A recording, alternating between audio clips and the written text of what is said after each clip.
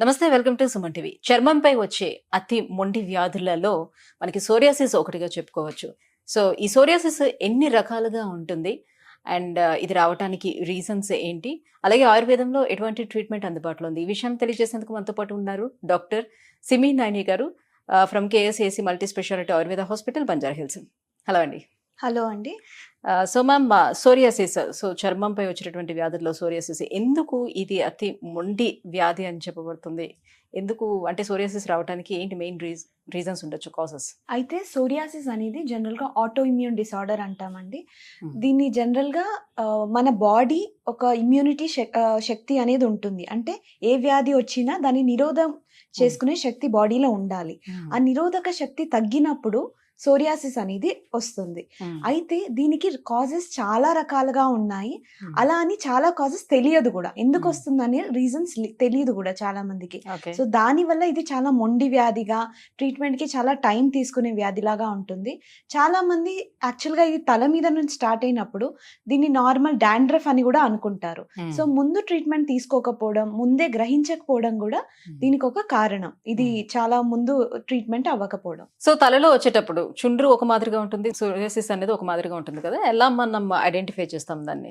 అయితే సోరియాసిస్ లక్షణాలు ఎలా తెలుసుకోవాలి అనే దానికి, ఇది ఫస్ట్ రెడ్ కలర్ గా స్టార్ట్ అవుతుంది. ఎర్రగా స్కిన్ మీద ఒక ఫిష్ లైక్ పొట్టు ఎలా ఉంటుందో, ఒక కంటిన్యూస్ గా స్కేలింగ్ ఎలా అవుతుందో, పౌడరీ డిశ్చార్జ్ ఉంటుంది ఎలా అయితే డాండ్రఫ్ లో ఉంటుందో. బట్ దాంతో పాటు రెడ్ కలర్ గా ఇన్ఫ్లేమ్ అయి ఉంటుంది ఆ ఏరియా. మంట పుడుతుంది, మంటలాగా ఉంటుంది. అండ్ దాని మీద కవర్ అయ్యే స్కిన్ ఏదైతే ఉంటుందో అది ఇలా వెండి కలర్ లో మొత్తం పూర్తిగా కవర్ చేస్తుంది తలని. అండ్ అది కొంచెం డాండ్రఫ్ అనేది కొంచెంగా అండ్ డాట్స్ గా ఎలా అయితే ఉంటుందో ఇది చాలా ఎక్కువ ఏరియాని కూడా కవర్ చేస్తుంది. అండ్ కవర్ చేసిన ఏరియాలో మనకి ఫస్ట్ రెడ్ గా ర్యాషెస్ స్టార్ట్ అయ్యి దాని తర్వాత ఇలా పొట్టు లేవడం స్టార్ట్ అవుతుంది. సో ఏ ఏరియాలో, బాడీలోనే ఏ ఏరియాలో సోరియాసిస్ వస్తూ ఉంటుంది? సో ఎన్ని రకాలుగా ఉంటుంది ఈ సోరియాసిస్ అనేది? సోరియాసిస్ అనేది తల నుంచి పాదం వరకు మొత్తం బాడీలో వస్తుంది. అయితే ప్లేస్ మీద దీన్ని రకరకాల పేర్లతో అంటాము. తల మీద వస్తే దీన్ని స్కాల్ప్ సోరియాసిస్ అని అంటాము. దాని తర్వాత టంగ్ మీద, మ్యూకోజల్ ఏరియాలో వస్తే మ్యూకోజల్ సోరియాసిస్ అని అంటాము. నాలుక మీద వచ్చినప్పుడు దాన్ని మ్యూకోజల్ సోరియాసిస్ అంటాము. ఒకవేళ బాడీ మీద అంటే ఛాతి మీద, బ్యాక్ మీద వచ్చినప్పుడు దాన్ని ఫాలిక్యులర్ సోరియాసిస్ అని అంటాము. చేతుల మీద, పాదాల మీద, కాళ్ళ మీద వచ్చినప్పుడు దీన్ని పామార్ ప్లాంటార్ సోరియాసిస్ అని కూడా అంటాము. ఇవన్నీ కాకుండా కొన్నిసార్లు జెనైటల్ ఏరియాస్ లో కూడా రావచ్చు. జెనైటల్ సోరియాసిస్ అంటాము. చాలా మందికి తెలియదు ఏంటంటే వేళ్ళ మధ్యలో కూడా సోరియాసిస్ అనేది వస్తుంది. నేల్ సోరియాసిస్ అని కూడా అంటాము. సో ఈ రకరకాల ప్రదేశాలలో సోరియాసిస్ అనేది ఉంటుంది. సో వీటి దగ్గర వచ్చేటప్పుడు ఒక్కొక్క సిమ్టమ్ మనకి కనిపిస్తూ ఉంటుందా, ఎలా ఉంటుంది? ఇప్పుడు మీరు అడిగిన క్వశ్చన్ కి ఏంటంటే దాని టైప్స్ ఉన్నాయండి, ఎలా దాన్ని ఐడెంటిఫై చేయాలి అనేది. అయితే ఫస్ట్ పామో ప్లాంటార్ సోరియాసిస్ అని చెప్పాను కదా. సో సోరియాసిక్ ప్లేక్స్ అని ఉంటాయి దీంట్లో. సోరియాటిక్ ప్లేక్స్ అనేది ఒక టైప్. దీంట్లో ఏముంటుందంటే ముందు చెప్పినట్టు చేప పొట్టులాగా లేస్తూ ఉంటుంది, పెద్దగా ఉంటాయి, స్కిన్ మందంగా ఉంటుంది. ఇలా స్కిన్ మందంగా ఉన్నదాన్ని పామో ప్లాంటార్ సోరియాసిస్ అని అంటాము. సోరియాసిస్ ప్లేక్స్ అని కూడా ఉంటాం. ఇది రకరకాలుగా చేతుల మీద, కాళ్ళ మీద వచ్చిన దాన్ని ఇది అంటాము. సెకండ్ ఏంటంటే గట్టేడ్ సోరియాసిస్ అని ఉంటుంది. యాక్చువల్గా సోరియాసిస్ అనేది చిన్న పిల్లల్లో కూడా చాలా కామన్ గా చూసేది. పిల్లలలో, పెద్దల్లో ఇద్దరిలో వచ్చేదాన్ని చూస్తాము. సో గట్టేట్ సోరియాసిస్ స్పెసిఫిక్ గా పిల్లల్లో చూసేది. దీన్ని గట్టేట్ అని ఎందుకు అంటామంటే వర్షం పడే చినుకులు ఉంటాయి కదా, సో చినుకుల్లాగా డ్రాప్స్ లాగా ఉంటాయి చూడ్డానికి. అయితే ఒక మంచి విషయం ఏంటంటే ఇది త్వరగా క్యూర్ చేయొచ్చు. ఇది జనరల్ గా దీనికి ముందు ఒక రెస్పిరేటరీ ఇన్ఫెక్షన్ ఏమన్నా కోల్డ్ వచ్చిన వాళ్ళకి, లేకపోతే టాన్సిలైటిస్ అంటాం కదా, సో టాన్సిలైటిస్ ఉన్న వాళ్ళకి స్ట్రెప్టోకోకస్ ఇన్ఫెక్షన్, ఇలాంటి ఇన్ఫెక్షన్స్, రెస్పిరేటరీ ఇన్ఫెక్షన్స్ ఉండి దాని తర్వాత సోరియాసిస్ ఉంటుంది. దాన్ని గట్టేడ్ సోరియాసిస్ అని అంటాము. జనరల్ గా దీన్ని మళ్ళీ చేతుల కాళ్ళ మీద డాట్స్ లాగా చూస్తాము. అండ్ థర్డ్ టైప్ వచ్చేసి సోరియాసిస్ అనేది ఒకవేళ only it is due to any infection కాకుండా only if it is due to any follicular origin ఉంటే దాన్ని కూడా ఒక టైప్గా తీసుకుంటాం, ఫాలిక్యులర్ సోరియాసిస్ అని తీసుకుంటాము. అండ్ ఇవన్నీ టైప్స్ కాకుండా పస్ట్యులర్ సోరియాసిస్ అని ఒకటి ఉంటుంది. పస్ట్యులర్ సోరియాసిస్ అంటే ఏంటి, ఒకవేళ మనం ముందే మనకి లీజన్స్ ఉన్నాయి, రెడ్గా ఉన్నాయి, అక్కడి నుంచి చీము అనేది కారుతూ ఉంటుంది. సో ఇది ఒక రకమైంది. ఇది బాడీలో ఎక్కడన్నా కూడా మనం చాలా చీము కారడం, వాళ్ళు పేషెంట్స్ మనకి చెప్పినప్పుడు అలానే చెప్తారు, మ్యామ్ మేము బెడ్ మీద పండుకొని లేసినప్పుడు అక్కడంతా చీమ్గా ఉంటుంది, చీమ్ కారుతూ ఉంటుంది అనేది అంటాం. ఇది ఒక రకమైన సోరియాసిస్.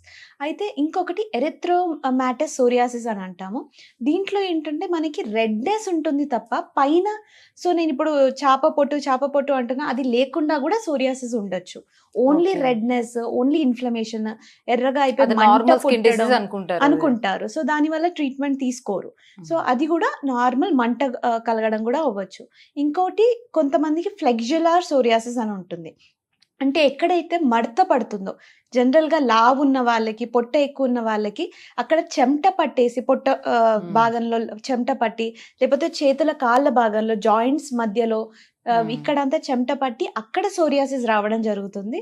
సో దాన్ని మనం ఫ్లెక్జులర్ సోరియాసిస్ అని అంటాం.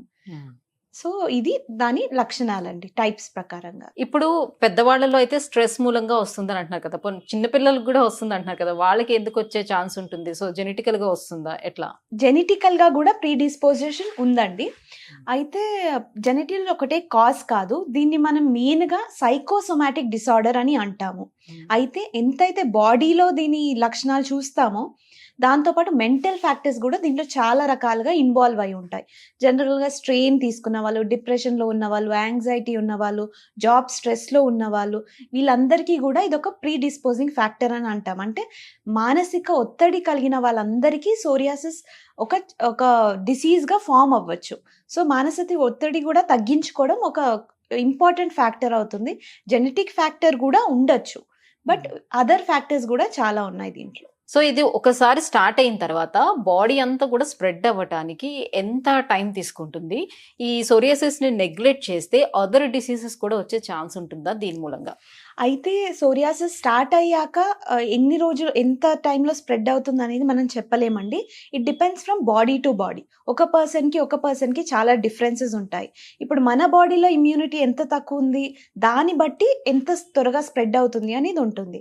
అయితే సింపుల్గా అయితే వర్షాకాలంలో తొందరగా స్ప్రెడ్ అవుతుంది. లైక్ ఎక్కడైతే మనకి మాయిశ్చర్ కంటెంట్ ఎక్కువ ఉంటుందో ఆ టైంలో స్ప్రెడ్డింగ్ జనరల్గా ఎక్కువ చూస్తాము. అయితే దీన్ని ఎందుకు పట్టించుకోవాలి, దీనివల్ల ఏమన్నా ప్రాబ్లమ్స్ అవుతాయా అనే క్వశ్చన్కి ఆన్సర్ ఏంటంటే, సోరియాసిస్ పట్టించుకోకపోవడం వల్ల దాని లోపలికి వెళ్ళినప్పుడు సోరియాటిక్ ఆర్థరైటిస్ అనేది ఉంటుంది. అంటే రకరకాల జాయింట్స్లో పెయిన్ స్టార్ట్ అవుతాయి, బాడీ పెయిన్ స్టార్ట్ అవుతాయి. ఇది స్టార్ట్ అయింది చర్మ వ్యాధి లాగానే స్టార్ట్ అవుతుంది, కానీ అది ఆటో ఇమ్యూనిటీ వల్ల లోపలికి వెళ్ళి ప్రతి జాయింట్ని ఇన్ఫ్లేమ్ అనేది చేసి నొప్పులు అనేవి స్టార్ట్ అవుతాయి. సో ఇది కాకుండా ఇంకా రకరకాల కండిషన్స్లో రకరకాల ఫీచర్స్ కూడా చూపెడుతూ ఉంటుంది. సో సోరియాసిస్ అనేది అంటే ఏ సీజన్ లో ఎక్కువగా ముదిరిపోయే ఛాన్సెస్ ఉంటుంది? ఇప్పుడు వచ్చే season is the right time that you take care of psoriasis. వర్షాకాలంలో అతి ఎక్కువ చర్మ సమస్యలు ఉంటాయి. మీకు ఫంగస్ అవ్వనివ్వండి, సోరియాసిస్ అవ్వనివ్వండి, ఎలాంటి ఇదిలో వర్షాకాలం, చలికాలం, ఇవి 2 కాలాలలో చాలా ఎక్కువగా పెరుగుతూ ఉంటాయి. సో లైఫ్ స్టైల్లోని ఎటువంటి చేంజెస్ చేసుకోవాల్సి ఉంటుంది? దీనికి డైట్ పరంగా ఎలాంటి డైట్ తీసుకోవాలి అండ్ ఆయుర్వేదం ట్రీట్మెంట్ గురించి? డైట్ ప్రకారంగా ఏం తీసుకోవాలి అంటే, బేకరీ ఫుడ్ ఐటమ్స్ తీసుకోవడం, లేకపోతే ఆయిలీ ఫుడ్ తీసుకోవడం, చాలా ఎక్కువగా red meat or non vegetarian food తీసుకోవడం, ఆల్కహాల్, స్మోకింగ్ ఇలాంటివి ఏం తీసుకున్నా కూడా వ్యాధి ఇంకా ఎక్కువగా అవుతుంది.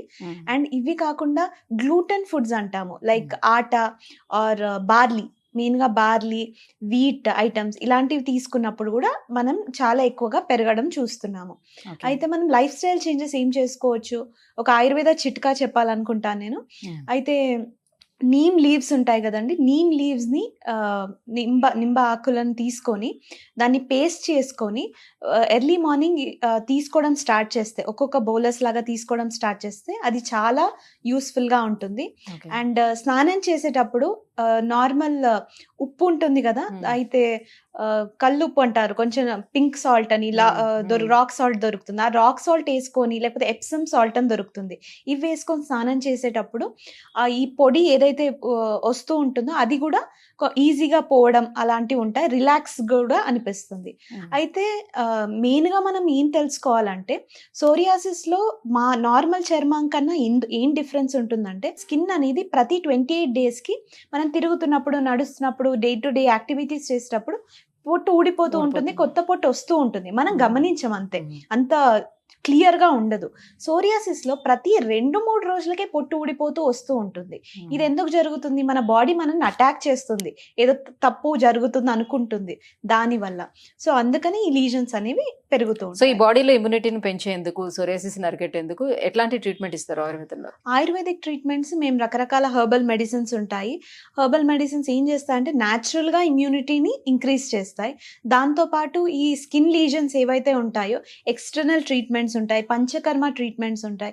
ఎందుకు ఆయుర్వేదంకే రావాలి అంటే మేము బయట కుట్టి క్రీమ్స్ లేకపోతే మందులు లేకపోతే ఎలా ఇవి ఇచ్చి ఇమ్మీడియట్ గా తగ్గించే ఇది పైపూతవేమీ కాకుండా చేయరు. పై ఇవి కాకుండా లోపల నుంచి వాటి ఏ దోషాల వల్ల జరుగుతుంది ఆ టాక్సిన్స్ అనేవి తీసేస్తే మీరు ఇవాళ బాధపడుతుంది సోరియాసిస్ మీకు రాకుండా ఉండాలి కదా. ఇప్పుడు ఆ సిమ్టమ్స్ అనేవి మేము 2-3 రోజులు కవర్ చేసి మీకు మళ్ళీ మళ్ళీ వర్షాకాలం వచ్చిన ప్రతిసారి వస్తుందంటే దానికి ఏం ఉపయోగం ఉండదు. సో ఆయుర్వేద పంచకర్మ ట్రీట్మెంట్స్ వల్ల చాలా మంది పేషెంట్స్ దానికి యూస్ఫుల్ గా చెప్పారు. లైక్ మాకు రావట్లేదు, మళ్ళీ మాకు చాలా 1 year 6 months కి ఒకసారి వచ్చేది, 2 months కి ఒకసారి వచ్చేది, మాకు ఇప్పుడు 10 years వరకు మమ్మల్ని అసలు ఇది చేయట్లేదు. మేము ట్రిగర్స్ లైక్ కొన్ని ట్రిగర్స్ ఉంటాయండి. సన్ లైట్కి వెళ్ళినప్పుడు ఎక్కువ అవ్వడం, లేకపోతే ఏమన్నా పొల్యూషన్ ఇది ఉన్నప్పుడు ఎక్కువ అవ్వడం, లేకపోతే ఏదన్నా యూవీ రేస్ ఎక్స్పోజర్ అవ్వడం వల్ల ఇది అవ్వడం, ఇలాంటి ట్రిగర్స్ ఉన్నప్పుడు కూడా వాళ్ళు ఇప్పుడు బాధపడట్లేదు, ఫుడ్ కంట్రోల్లో లేకపోయినా బాధపడట్లేదు అనేది పర్మనెంట్ సొల్యూషన్ కోసం మీరు తప్పకుండా ఆయుర్వేదాన్ని చూడాలి. సో ఆయుర్వేద ట్రీట్మెంట్స్ తీసుకోవాలి. Right, thank you so much అండి. సో సోరియాసిస్కి ఆయుర్వేదంలో ఎలాంటి ట్రీట్మెంట్ అందుబాటులో ఉందన్న విషయం తెలియజేసినందుకు థ్యాంక్ యూ.